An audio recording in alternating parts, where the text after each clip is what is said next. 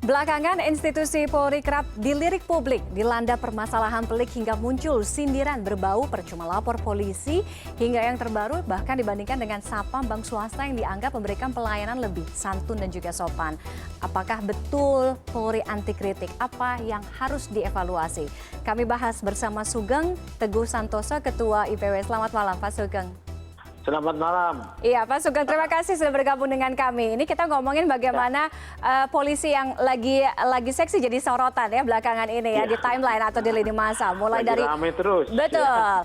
Dari isu kekerasan yang akhirnya berdampak dengan hashtag atau tagar percuma lapor polisi, sampai yang terbaru aparat kepolisian kita dianggap katanya lebih baik pegawai atau penjaga keamanan bank swasta dibandingkan kalau misalnya ngadu ke polisi, karena katanya pelayanannya lebih memuaskan. Padahal kan kalau polisi teritori tanggung jawab ya, kewenangannya lebih luas tentunya dibandingkan dengan sapam. Beda lah, betul.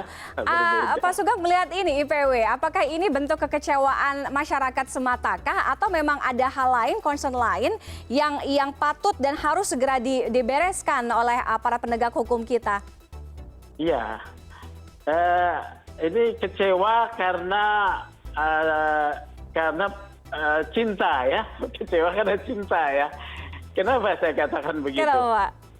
Karena polisi memang mau tidak mau dalam sistem ketatanegaraan dan sistem hukum kita itu adalah pihak yang kita harapkan untuk bisa mengayomi, melayani ya, melayani kemudian menjaga keamanan.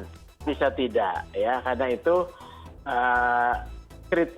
rasa kecewa karena cinta. Nah, kalau kita lihat sekarang ini respon kan positif dari pimpinan Polri. Bahkan selalu ada respon cepat penindakan kepada anggota-anggota yang juga melanggar kode etik, tidak profesional. Itu kita sudah ketahui itu. Kapolsek Percut, Kanit Serse, Kapolsek di Parigi Motong ya, kemudian Luwuk itu diambil alih ya. Jadi responnya cepat. Bahkan kemudian muncul surat TR ya, Telegram Rahasia tentang perintah Kapolri kepada seluruh jajarannya untuk bersikap humanis, ya, simpati, dan juga akan melakukan tindakan kepada anggota-anggotanya. Jadi ini kita lihat dalam konteks yang lebih luas. Kalau pelanggaran segera ditindak, supaya masyarakat tidak kecewa dan penilaian Polri buruk. Ya. Iya. Tadi betul tuh ya, survei Juli itu tingkat kepuasan kepada Polri itu antara 82 sampai 86. Ada dua lembaga survei, Indikator dan juga Lemkapi. Nah, seperti itu. Oke, Pak Sugeng, kalau kita lihat kan apa yang terjadi sekarang, di mana masyarakat banyak mengeluhkan, rasanya tidak adil juga. Banyak hal-hal baik dan memuaskan yang kita lihat dari institusi Polri, dari aparat kepolisian kita, dan juga banyak membantu. Salah satunya mungkin dalam penanganan vaksinasi, pandemi COVID-19. Nah, tapi apa yang Anda lihat, apa yang IPW lihat, mengapa sehingga sekarang isunya menjadi besar? Apakah memang dari sisi atau segi komunikasinya yang memang kurang lancar kah? Atau dari sikap yang terkesan arogan ya? Jadi arogansi ini yang diterima oleh masyarakat sehingga memang memunculkan banyak kekecewaan ya, sehingga aduan dari masyarakat itu terkesan kok jalan di tempat aja, padahal sudah disampaikan. Arogansi polisi atau oknum polisi, kemudian penyalahgunaan wewenang polisi udah dari zaman bahula ya. Kemudian menjadi perhatian publik sekarang ini karena dua faktor ya. Masyarakat sekarang makin terbuka dan berani menyampaikan apa isi hatinya. Ditambah lagi perkembangan komunikasi, alat komunikasi berbasis internet yang demikian dahsyat.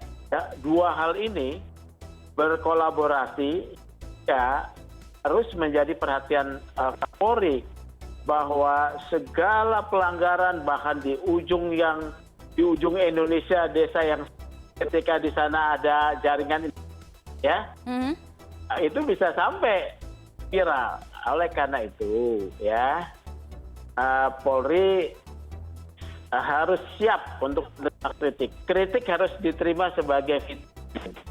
Oke. Dan nyatanya diterima ya, perbaikan-perbaikan. Saya lihat seperti itu. Jadi Anda tidak melihat polisi kita anti kritik ya? Oh ya, pada pimpinan kan tidak. Ini kan yang kemudian itu di bawah-bawah nih, ya. Oleh karena itu, kepala satuan wilayah dan masing-masing harus melakukan pengawasan dan pembinaan yang intens kepada anggotanya, terutama mereka yang menjadi fosan ke depan, ya, misalnya Dalmas, polisi lalu lintas, ya, kemudian pelayanan publik lantas, ya. Iya. Nah, yang saya mau soroti lagi, selalu saya ingatkan reserse. Kenapa reserse? Ini agak berat ini untuk mengungkap dugaan adanya penyalahgunaan atau pelanggaran, karena mereka bekerjanya kan secara tertutup, ya. Oleh karena itu saya berharap Polri memberikan perhatian kepada kinerja reserse. Karena apa? Kalau reserse ini kerjanya tertutup dan kewenangan ada di mereka untuk namanya hitam dan putih nasib seseorang itu ada di tangan mereka tuh sebelum sampai kepada jaksa dan hakim, ya. Kalau ada penyalahgunaan wewenang berpihak pada salah satu pihak,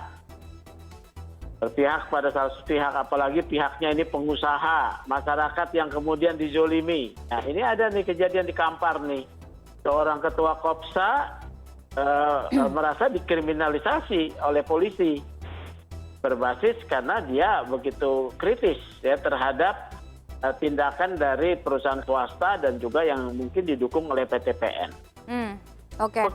Kerja reserse kan memeriksa alat bukti. Alat bukti ini bisa kemudian disembunyikan.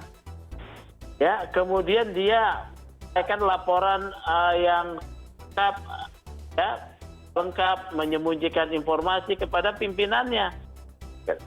Jadi bisa salah, misleading. Ya bisa diketahui bila ya para pencari keadilan ini masing-masing menggunakan advokat yang baik ya, gitu ya. Banyak advokat juga yang memenuhi kompetensi dan kualifikasi juga ya, yang baik. Jika bisa membedah kasus tersebut bahwa ada potensi penyalahgunaan kewenangan, pelanggaran prosedur, seperti itu. Nah, apakah ini bisa diselesaikan dengan arahan dari Kapolri beberapa waktu lalu pada Selasa sore Kapolri menyampaikan bahwa ya perlu tindakan tegas. Jadi tolong jangan pakai cara lama, segera copot pemberhentian tidak dengan hormat, proses pidana. Ya, ini menjadi contoh katanya. Saya minta tanggapan dari Anda, Pak Sugeng. Kalau pelanggaran-pelanggaran yang kasat mata, ya kekerasan, ya suap, jalan, kemudian pemukulan, itu gampang. Ya. Dan sudah ada nih surat telegram Kapolrinya yang meminta untuk bersikap humanis, ya, responsif, kemudian bisa melayani dengan baik. Tetapi saya mau minta Pak Kapolri, mari kita benahi reserse ya, reserse ini, karena reserse itu ya saya bilang wilayah yang tertutup. Berikan ruang yang lebih terbuka kepada masyarakat untuk bisa terlibat di dalam memperjuangkan haknya dalam proses-proses hukum di reserse ya. Memang sudah ada SP 2HP, tapi itu sangat minim informasinya. Nah, Wasidik harus didaya gunakan lagi dan lebih responsif.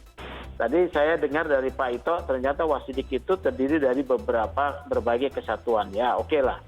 Ini harus lebih responsif, ya. Kemudian ada ruang yang namanya proses gelar perkara, libatkan para pihak pencari keadilan, bukan polisi saja yang kemudian kita punya kewenangannya menentukan hitam putih begitu. Oke, jadi lebih responsif dan juga transparansi itu yang tadi Anda catat ya? Betul, iya, transparansi berkeadilan itu di sana diterapkan dalam ruang namanya gelar perkara yang melibatkan para pihak. Oke, Pak Sugeng, IPW sendiri selama ini menerima aduan masyarakat terkait dengan kinerja institusi Polri yang tidak maksimal. Apa saja aduan yang selama ini ditampung atau diterima oleh IPW? Waduh, saya kan ini baru menjabat 2 bulan ya. Itu banyak sekali. Polres Bogor ada 4 perkara ya, ada 4 perkara di Polres Bogor. Semuanya terkait reserse ya. Kemudian dari Polres Kampar ya.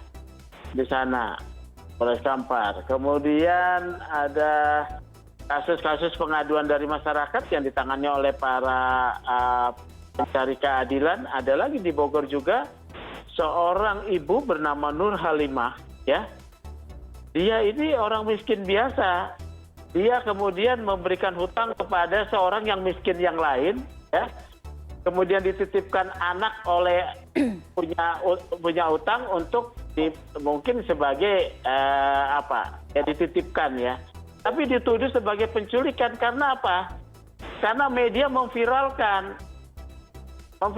setelah dilaporkan diviralkan. Sudah dikembalikan tuh, ditahan dia.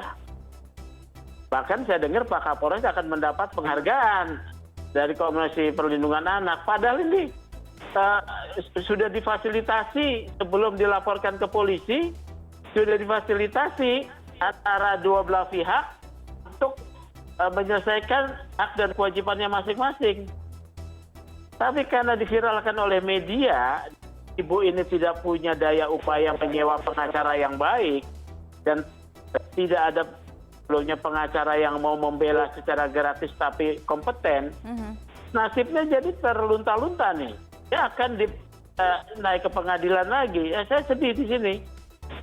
Banyak sekali pengaduan-pengaduan ya yang kita terima ini. Umumnya terkait dengan penegakan oleh reserse. Ya. Oke. Mudah-mudahan ada solusi terbaik. Intinya kalau tadi saya tangkap bahwa institusi Polri harus lebih responsif, harus lebih berkeadilan dan juga transparansi, itu tadi yang paling ditekankan oleh IPW, oleh Pak Sugeng. Kita lihat Pak Kapolri sih udah jalan ya, berusaha dijalankan, tapi tolong Pak Kapolri reserse dibenahi. Oke, reserse dibenahi. Terima kasih Pak Sugeng sudah bergabung dengan si Indonesia Connected malam hari ini. Selamat malam Pak, sehat selalu. Terima kasih, selamat malam.